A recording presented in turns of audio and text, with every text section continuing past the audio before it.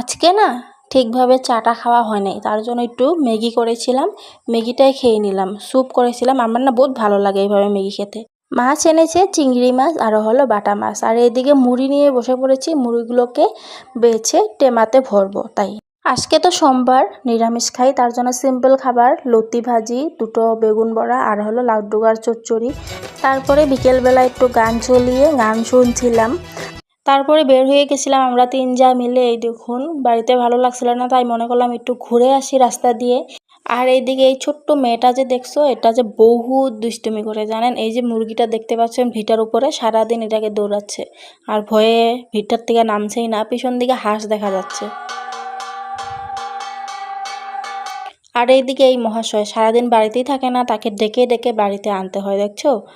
এখানে ধুনোবাটিটা মা দিয়ে এখানে চাকাবাতি রেখে দিয়েছে। আজ তাহলে আসি, আবার দেখা হবে কাল, টাটা।